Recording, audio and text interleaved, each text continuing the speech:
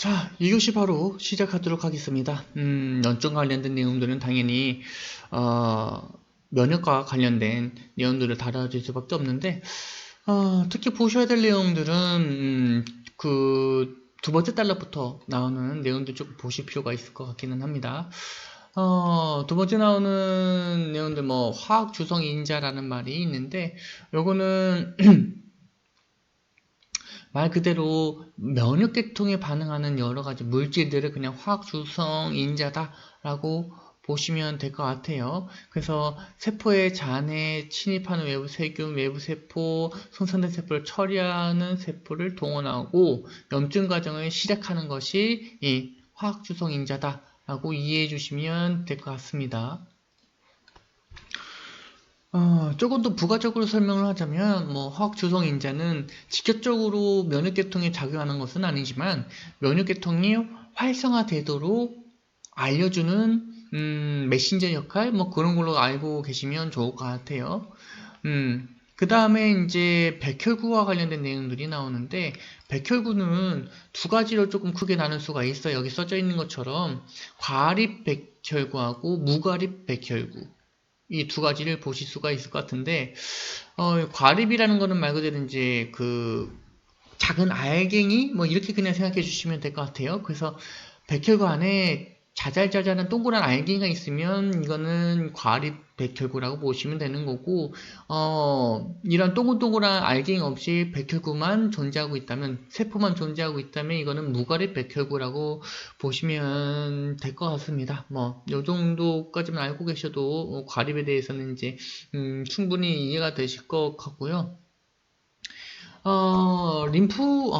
백혈 같은 경우에는 이제 림프계하고 골수계하고 이렇게 두 가지로 구분될 수가 있고요. 림프하고 이제 단핵구로 또 구분이 될 수가 있는데, 여기에는 여러 가지들이 조금 있어요. 단핵구 같은 경우에는 여러분들 알고 있는, 대부분의 이 백혈구를 하게 되면 대부분, 단핵구라고 보시면 될 것 같아요. 특히 여기 포식세포라고 있는데, 말 그대로 요거는 외부에서 들어온 박테리아나 혹은 바이러스들 혹은 이물질들을 잡아먹고 본인도 사라지는, 여기서는 식균작용이라고 써져 있는데 잡아먹어서 없어지게 만드는 이런 것들을 이제 포식세포라고 이야기를 하고요. 여기 부산물을 배출한다고 하는데 이거는 이제 본인도 같이 사라지기 때문에 그렇죠. 그래서 그냥 그림으로 그리게 되면 여기 이물질이 있고 여기에 포식세포가 있으면 얘가 이렇게 변하면서 잡아먹어요. 여기 잡아먹습니다. 그럼 이제 완벽하게 나중에 잡아먹겠죠. 그러면 최종적으로는 얘가 완벽하게 소화를 시키면, 이물질을 소화시키면 이렇게 다 망가지면서 여러 가지 이물질들로 변하게 됩니다. 동글동글동글한 노폐물들로 변하게 된다. 이렇게 이해해 주시면 될 것 같고요. 그 다음에 이제 림프구라는 것도 있는데, 림프 같은 경우에는 면역 글로불린, 임미노글로빈이라고 하는 이런 것들로 대부분 이어져 있죠. 대부분 이 면역을 유지한다라고 하게 되면 림프구라고 이해해 주시면 될 것 같아요. 장기적인 면역계통. 면역력이 높다라고 하는 것은 이제 요거로 보시면 되는 거고, 단기적으로 작용하는 것들은 이제 포식세포, 물론 다 면역이긴 해요. 면역계통이긴 한데, 단기적으로 작용하는 것은 이런 것들, 단핵구라고 보시면 될 것 같고, 장기적으로 작용하는 것은 이제 림프구다. 이렇게 이해해도, 지금 자체로는요, 여러분 남배우 아무것도 모르는 상태에서의 림프구하고 단핵구의 구분은 이렇게 지으셔도 될 것 같고요. 여기 외쪽으로도 호중구, 호상구부터 해가지고 T세포, B세포 이런 것도 NK세포들이 있지만, 네, 여기에는 이제 언급이 안 되어져 있어서 제가 특별하게 설명하지는 않겠습니다. 여기 조금 보셔야 될 만한 것들이 이제 뭐가 있느냐, 비만세포, 그 다음에 히스타민입니다. 외부의 이물질, 우리는 항원이라고 이야기를 하는데, 외부에서 항원이 들어오게 되면 몸에 있는 항체가 반응하게 됩니다. 이러한 항체를 반응하게 만들기 위해서는 여러 가지, 그냥 오자마자 그냥 너가 출동해 이렇게 명령을 내리지는 않거든요. 여러 가지 단계를 더 거쳐야 되는데, 처음에 반응하는 여러 가지 세포 중에 뭐가 있냐면 여기 나오는 비만세포가 있습니다.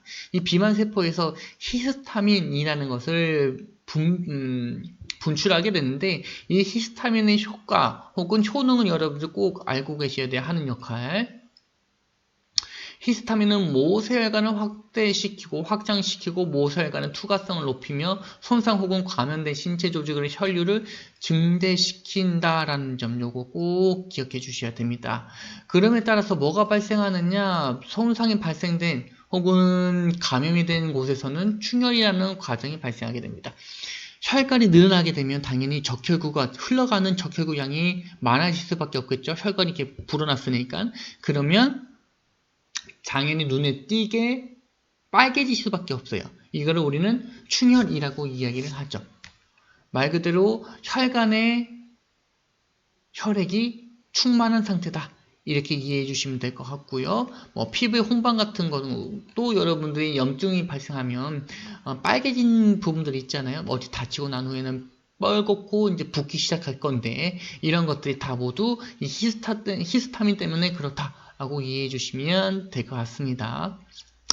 그리고 이제 두 아래에 충혈이라는 글씨가 다시 한 번 더 나오면서 굵은 글씨로 표시되어져 있는데 이 충혈이라는 단계 자체가 매우 중요하기 때문입니다. 혈액이 많아지게 되면 혈액 공급이 많아지게 되면 여기 써져 있는 것처럼 혈액에 풍부해진 단백질과 전해질 영양분들 이런 것들이 충분하게 손상된 부위 혹은 다친 부위 혹은 병원체가 활발하게 증식하고 있는 부위에 전달 가능하겠죠. 그러면 영양분을 충분하게 받아서 세포, 바이러스하고 항체하고 싸우게 수 있는 그런 여건을 마련해 줄 수가 있는 거다라고 보시면 돼요. 단순하게 이야기하게 되면 이 히스타민 같은 경우에는 원래 혈관이 이 정도였는데 이 혈관의 크기를 이만큼 확장시키는 거예요. 그러면 여기는 두 개의 원효세포가 있었는데 여기서는 4개로 늘어나는 거예요. 그러면 병영군이 여기에 4개가 있다면 충분히 쌓을 만한 능력이 되는 거죠. 2개였다면 부족하겠죠. 그죠? 그래서 이 히스타민이 이 혈관을 확장시키는 능력을 가지게 된다라고 보시면 될 것 같아요. 꼭 필요한 과정 중에 하나죠. 혈관의 확장의 능력은요. 그 뒤쪽에 있는 내용들은 책을 읽어보면 충분히 이해가 되실 건데요.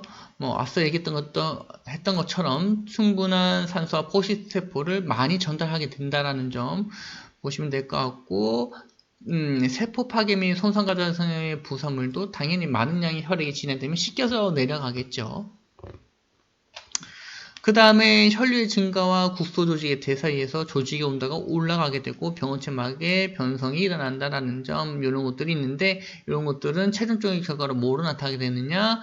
국소적 감염이나 손상 시 상처는 붓고 혈관이 커지니까 그 혈관이 커지고 투과성이 높아진다고 말씀을 드렸잖아요.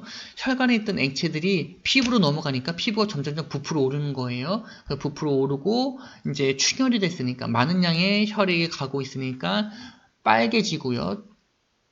홍반이라고 얘기를 하는 상태가 된다라고 보시면 될 것 같고, 그 따뜻한 혈액이 많아지는 거니까 당연히 이 다친 부위도 자연스럽게 온도가 올라갈 겁니다. 따뜻해지는 상태. 이걸로 이러한 상태로 변화된다는 점, 여러분들이 적어도 한 번 이상은 다리가 삐거나 다쳐 보셨을 거예요. 그래서 빨갛게 변해지고 붓고 다친 부위가 따뜻해지는 이런 상황들은 직접적으로 한 번 이상은 겪어 보셨을 거라고 생각이 들어요. 그런 것들은 자연스러운 염증 반응이다 라고 보시면 돼요. 염증 반응이 과하거나 혹은 덜하면 문제가 되겠지만 적절한 수준에서의 염증은 자연스러운 생리 반응입니다. 감염은 문제가 되지 부자연스러운 거고, 염증 반응은 이 감염에 대항하는 자연스러운 생리 기전이라는 점 다시 한번 강조하고 넘어가도록 할게요.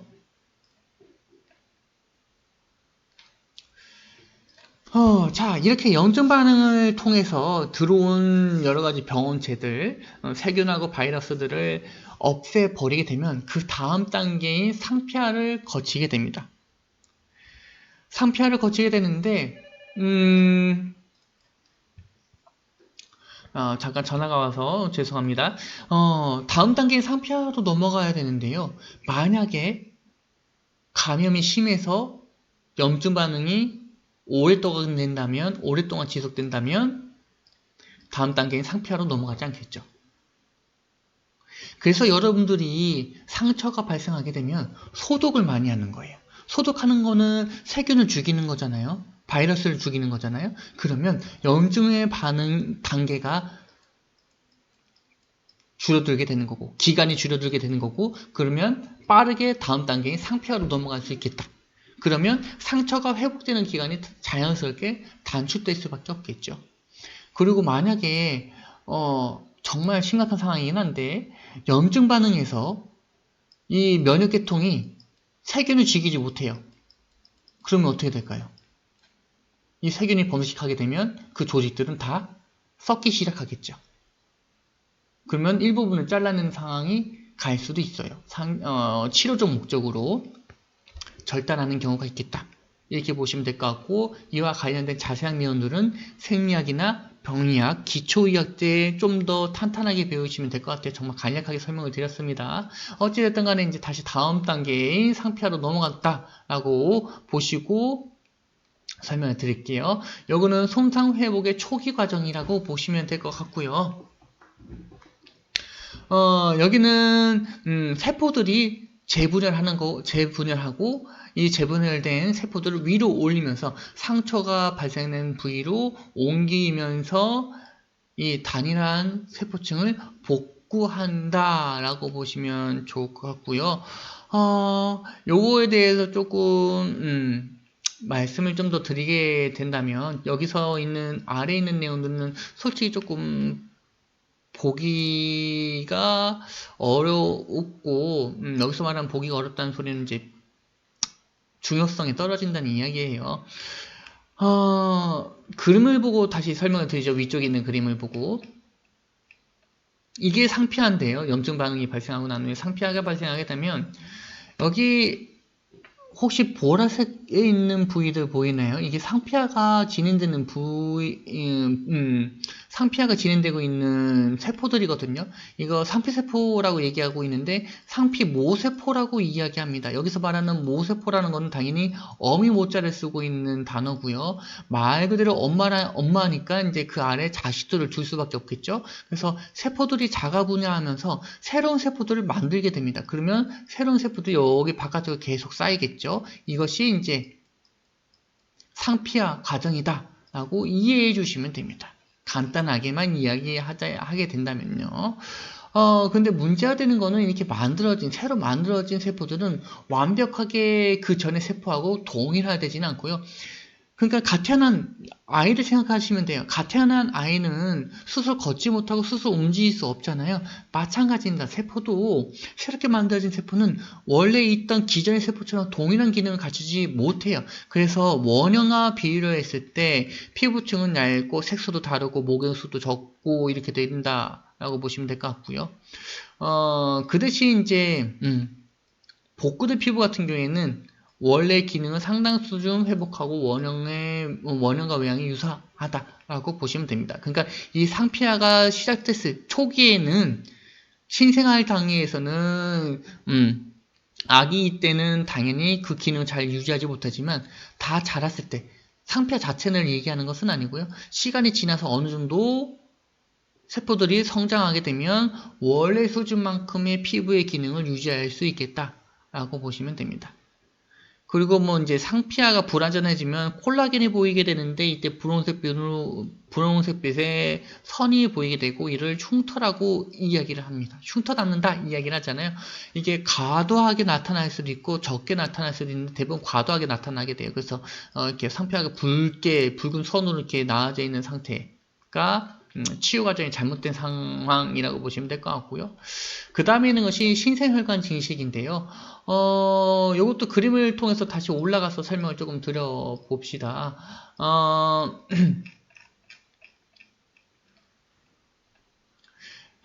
새로운 혈관 증식 같은 경우에, 자, 여기 보시게 되면 원래 혈관이 이렇게 지나갔었어야 되죠. 혈관이 원래 지나갔었어야 되는데, 상처가 일어남에 따라서 이 혈관이 끊어진 거잖아요. 그죠?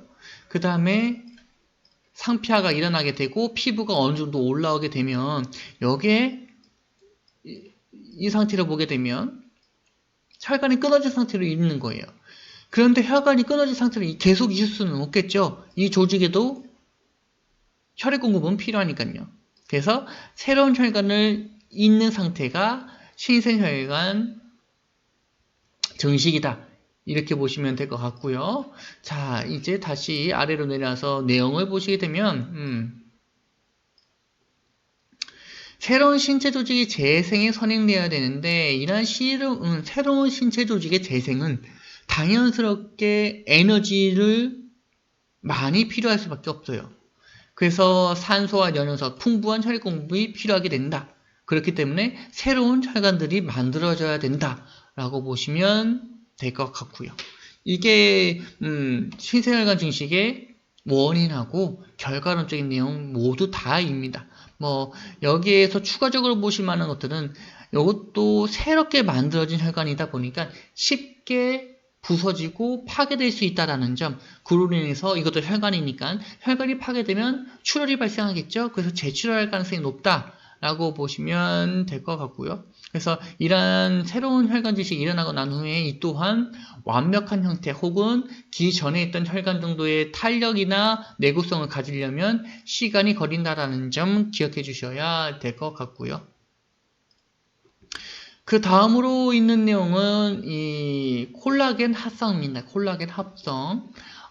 콜라겐 합성 같은 경우에 뭐 여러 가지 내용들이 쭉 써져 있는데 뭐 모발부터 이런 것들이 쭉 써져 있는데 여러분들이 이것들은 보실 필요는 없고 아까 전에 섬유모세포 얘기를 했었죠.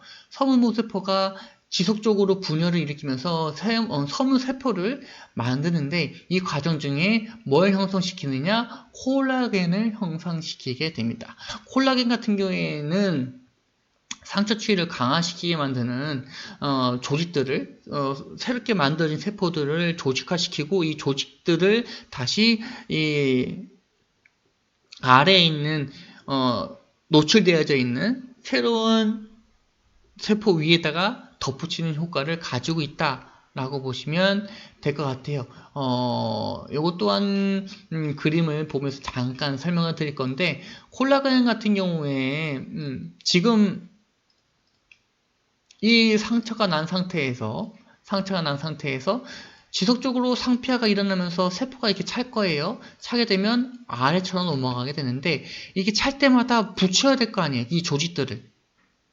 조직이 떨어져 나가면 안 되고 새롭게 생긴 이 피부와 세포들과 조직들을 원래 있던 세포들 혹은 피부 조직하고 달라붙게 만들어야 됩니다. 그때 필요한 것이 콜라겐이라고 보시면 돼요. 이렇게 흉터들이 남는데 이것들이 다 모두 콜라겐과 이어 붙여진 모형이다라고 보시면 이해하실 수 있으실 것 같고요.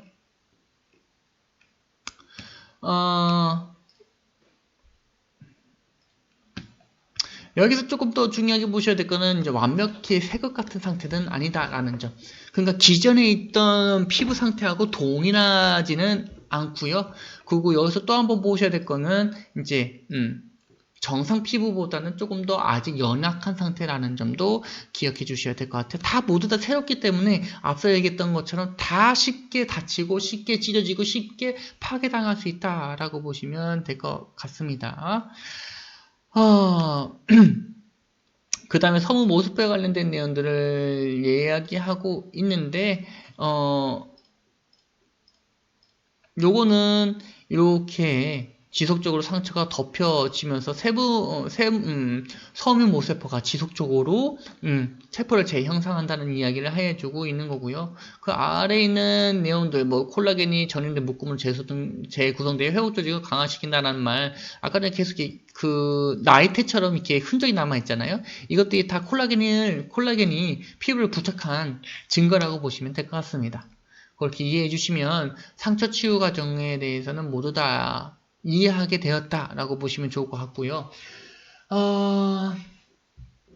그 다음에 있는 내용이 감염인데 앞서 얘기했던 염증과는 다르게 감염은 정상적인 반응은 아니다라고 이야기를 했어요. 여기 써져 있는 것처럼 염증 반응은 감염에 대응하는 정상적인 생리 기전인데 감염은 정상적인 상황은 아니다 라고 보시면 돼요. 가장 심각한 합병증이라고 설명을 해주고 있잖아요. 합병증이라는 것은 정상적이지 않고 외부에 혹은 이 어떠한 질병을 가지고 있을 때 이 질병으로 인해서 다른 질병들이 도래했을 때 이를 합병증이라고 이야기를 하잖아요. 그죠?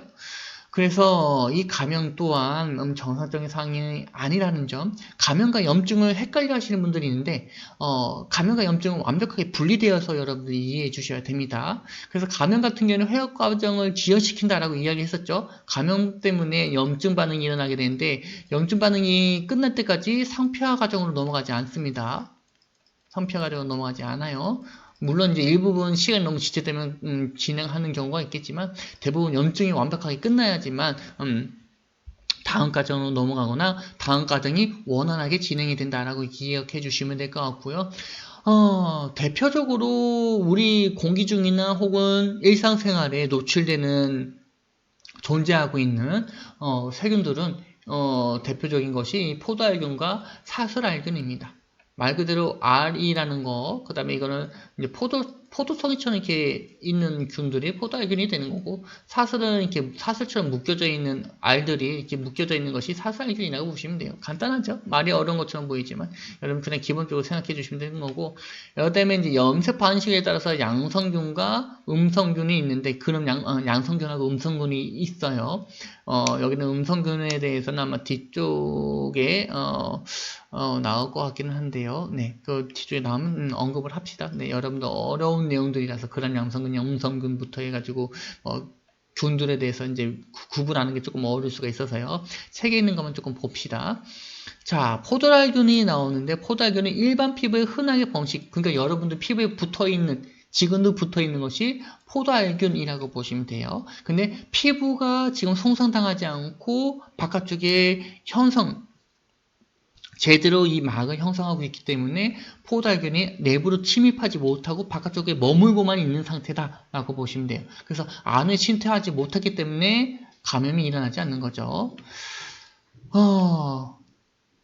만약에 이 손상이 발생된다면, 다치게 된다면, 포도알균은 당연히 원래 피부 상태에서 이렇게 찢어지게 된다면, 다치게 된다면, 피부가 손상당하게 된다면, 여기 피부에 있었던 포도알균이 당연히 아래쪽으로, 내부로, 신체 내부로 침투할 수밖에 없겠죠. 그러면 당연히 감염이 될 수밖에 없는 거고요.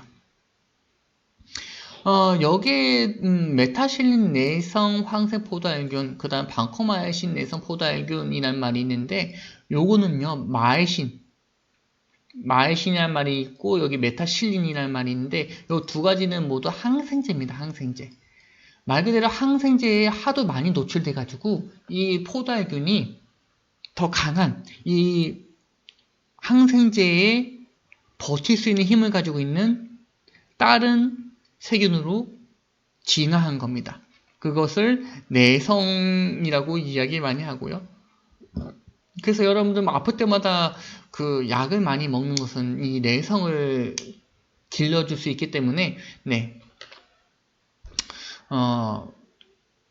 약제를 많이 먹는 것은 네, 그렇게 여러분들에게는 좋은 상황은 아니다 라고 보시면 될 것 같고요. 뭐 그 아래에 있는 것들은 그냥 읽어보시면 될 것 같고 뭐 농농균이나 뭐 파스텔라 멸토시다균이란 말들이 있는데 이런 것들은 다 모두 그람 음성균에 속한다 라는 정도만 알고 계시면 될 것 같아요. 이 파스텔라 멸토시다균 같은 경우에는 뒤쪽에 궤적 그 다음에 이제 파상풍과 관련돼서 추가적으로 제가 설명을 드릴 거고 책에서도 자세히 설명을 해주고 있기 때문에 네 요거는 네 그냥 이런 것도 있구나 하고 넘어가 주셔도 될 것 같고 세균들에 대해서는 잘 모르겠다 싶으면 아예 보지 마셔도 않으셔도 좋습니다. 이 단원에서는요. 어차피 여러분들 기초 이하에서 다시 배우실 거기 때문에 너무 좀 어렵고 말도 어렵고 뭐 세균을 일일이 외우기 싫다 하신 분들은 보지 않으셔도 좋아요. 그 아래에 있는 내용들은 이제 보실만한 내용들이 있을 건데요. 염증 반응의 증상과 징후를 살펴보실 수가 있어요. 통증, 압통, 홍반, 열감, 뜨거워진다고 얘기를 했었죠. 감염이 일어나게 되면 자연스럽게 뭐가 일어난다고 했죠? 염증 반응이 우리 자연스러운 생체의 기전으로 발생한다고 그랬어요. 염증에서는 빨개지고 뜨거워지고 붓는다 뭐 이런 얘기를 앞서 얘기를 했었죠. 그런 것도 이제 자연스럽게 감염이 일어나게 되면 염증 반응에 의해서 그런 것들이 자연스럽게 발생한다라는 점 기억해 주시면 좋을 것 같고요. 뭐 고름 관련해서는 이제 고름이 세균하고 면역 세포하고 싸워서 이 두 개가 아까 전에 식균작용 얘기를 했었죠. 이렇게 해서 먹어버리게 되면 얘도 자연스럽게 사멸한다, 죽어버린다라고 얘기를 했었죠. 스스로 죽는 상황으로 넘어가게 되는데 죽을 때 그냥 완벽하게 공기 중에 없어지는 것이 아니라 물질은 사라지는 것이 아니죠. 물질은 절대 사라질 수가 없죠. 사라지는 것이 아니라 다른 노폐물들로 변화가 되는데 이런 것들이 이제 혈액 성분이랑 혈장 성분이 섞이게 되면 고름이라는 형태로 나오게 되는 겁니다. 그러니까 고름이 많다라는 소리는 지금 치열하게 세균과 면역세포가 싸우고 있다는 이야기가 되는 거예요. 그 대신 반대로 이야기되면 고름이 별로 없다라는 소리는 침투한 세균의 힘도 약하고 그 수가 적다라는 것을 의미할 수 있는 거죠. 그 다음에 뭐 림프 감염이라는 것이 있는데 말 그대로 림프관에 생긴 염증을 의미하게 되는 거고요. 이런 같은 경우에는 팔 다리에 이렇게 붉은색 선이 쭉 가야져 있는 거 보실 수가 있어요. 이런 것들은 이제 림프 감염이라고 보실 수가 있는데 이런 것들은 전신 반영으로 넘어가게 되거든요. 전신에 감염으로 넘어갈 수 있다는 점만 알고 계시면 될 것 같습니다. 네, 수업은 여기까지 하도록 할게요.